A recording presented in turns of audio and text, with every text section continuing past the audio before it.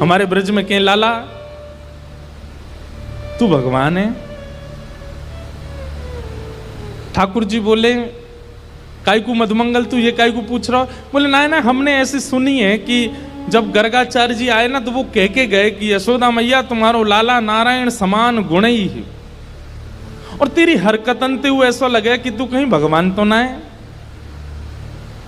तो ठाकुर जी धीमे से बोल जाते हैं, बोले मधुमंगल एक बात बताऊं? बोले कहा, मैं जय जय ही हूं, मैं भगवान ही हूं। तू सांची भगवान है? बोले हाँ। लाला मैं सबन ने बता दूं कि तू भगवान है? ठाकुर जी बोले हाँ बताया। मधुमंगल गयो, सबरे सखान में हल्ला मचाया। बोले तुम्हें एक बात बताऊं? बोले कहा, हमारो जो लाला है ना, बोले हाँ जो भगवान है। ये बात सुन के आधे तो हंसने लगे और आधे छड़ी लेकर के बोले दिखाइयो ने कहां तेरो भगवान। ठाकुर जी निकल के आए कुंज से, आज बड़ी अदा से निकल के आए। ए मधुमंगल सीताराम प्रणाम करो, हम भगवान हैं। नहीं मानते, नहीं स्वीकार करते। एक दिन ऐसी लीला भागवत में आती है कि एक बार जागरण हुआ, ब्रज में जागरण कराया नंद बाबा ने।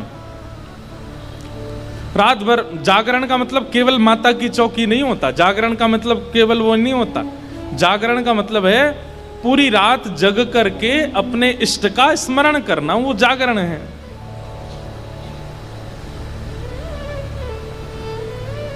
रात भर जागरण चला।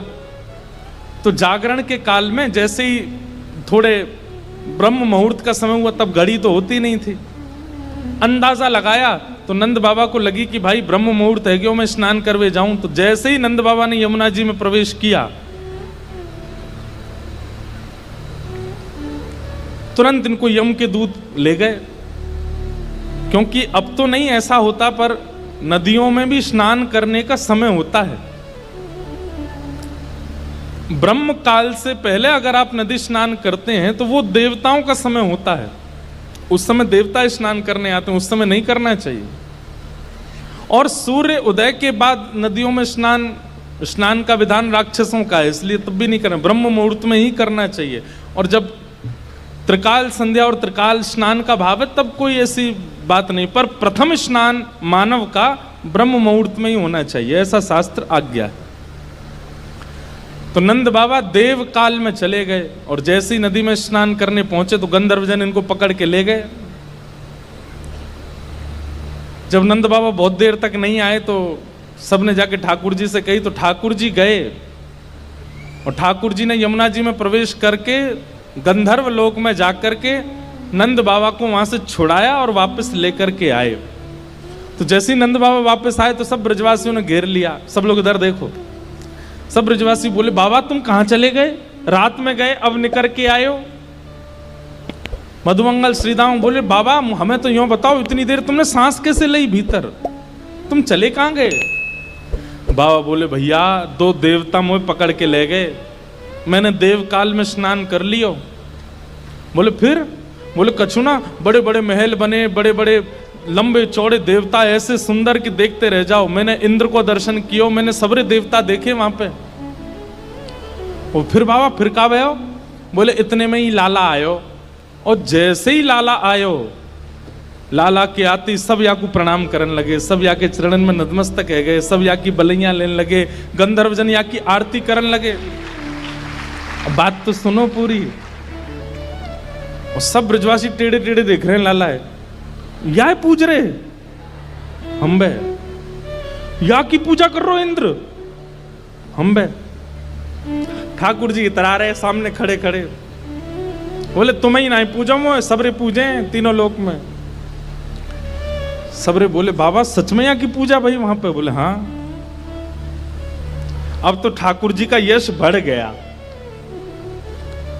अब तो महाराज निमंत्रण आने लगे घर घर से, लाला हमारे घर भोजन करवे आ जाइयो, हमारे घर सोवे आ जाइयो, हमारे घर शरबत पीवे आ जाइयो, छाछ पीवे। अब ठाकुर जी तो मधुमंगल सीतामा से कह रहे हैं, आज की भाषा में कहें तो अपॉइंटमेंट लेते जाओ कहां कहां जाना है।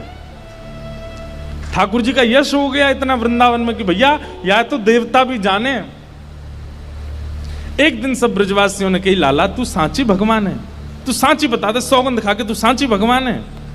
ठाकुर जी बोले, अगर मैंने बता दिया कि मैं भगवान हूं तो आप क्या करोगे, पूजोगे मुझे?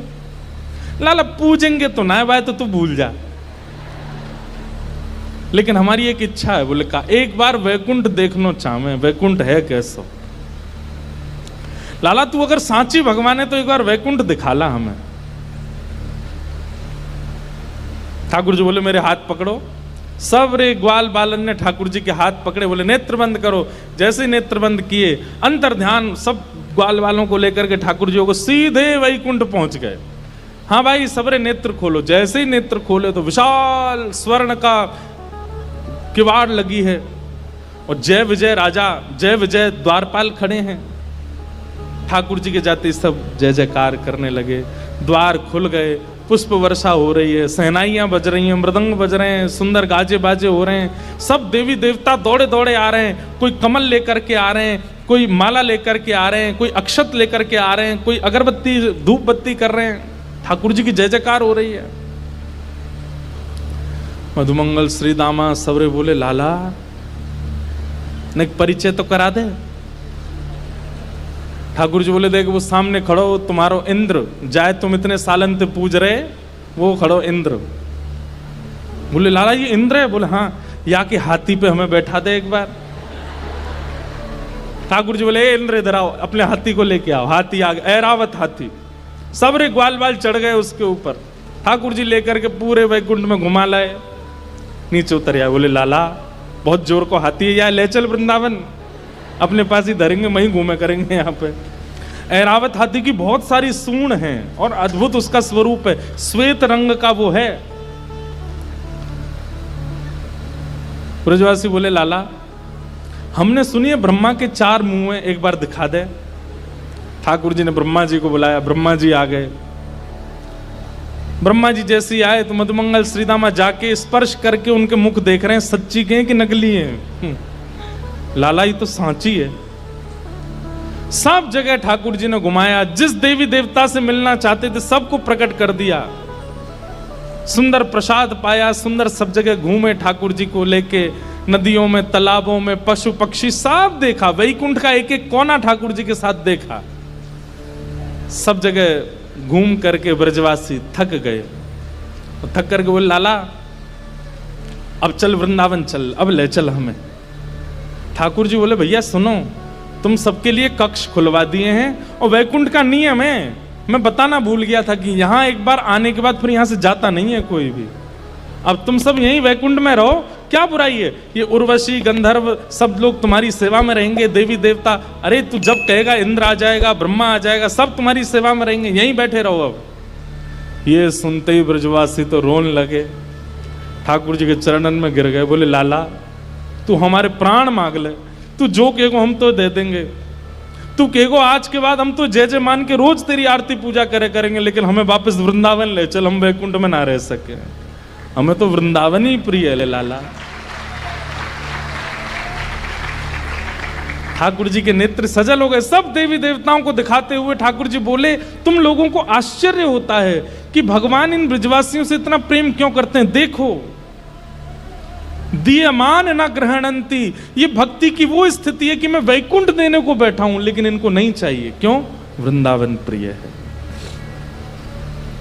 यमुना जी प्रिय हैं, गोवर्धन प्रिय है। अरे ठाकुर जी ज्यादा दूर नहीं, मथुरा गए थे, 6 किलोमीटर है वृंदावन से, एक भी ब्रजवासी नहीं गया। जबकि प्राण बसते हैं श्री कृष्ण में, अपने प्राण श्री कृष्ण को जाने देंगे, लेकिन स्वयं वृंदावन छोड़ करके नहीं जा सकते। इतना प्रेम वृंदावन से ब्रजवासी करते हैं। तभी तो गोपियां गोपी गीत में सबसे पहला शब्द ही यही कहती हैं, जयति तेधिकं जन्मना ब्रजः श्रयतं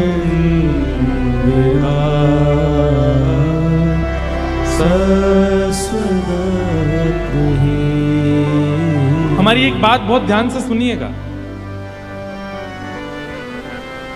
प्रेमी भक्त के 3 प्रेम हैं। जब वो 3 प्रेमों में निपुण हो जाता है ना, जब चौथा प्रेम ठाकुर जी उसको देते हैं। सबसे पहला नाम के प्रति प्रेम।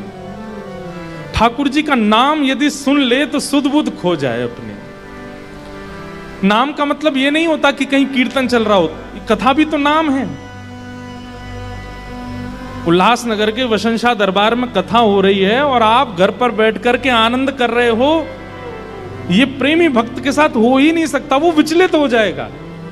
मुझसे इतनी दूरी पर, यहां पर कितने तो हम जाएं, इतने मानिना हम बन जाते हैं। ठाकुर जी अपने अपने अवतारों के द्वारा अपने वर्सेटाइल कैरेक्टर को प्रस्तुत करते हैं कि मैं कुछ भी बनने में सक्षम हूं, किसी भी रूप में आने में सक्षम हूं, और सक्षम ही नहीं हूं, मेरी सहजता है। ये सहजता सीखो ठाकुर जी से, दीन बनने में, सरल बनने में। बंधुओं, हम एक बात कहते हैं, शायद मैंने पहले दिन कही थी यहां कथा में, कि हम ठाकुर जी से मांगते हैं कि आप हमें समृद्ध बनाओ, आप हमें धनवान बनाओ, आप हमें योग्य बनाओ। ये सब मत मांगो ठाकुर जी से। ठाकुर जी से केवल ये मांगो कि हमें सरल बना दो, हमें सहज बना दो, हमारे अंदर थोड़ी दया भर दो ठाकुर जी। हम बड़े निर्दयी हैं, हमारे अंदर थोड़ी दीनता लिया, हम बड़े चौड़े होके चलने लग गए हैं आजकल, थोड़ी दीनता लिया हो ठाकुर जी।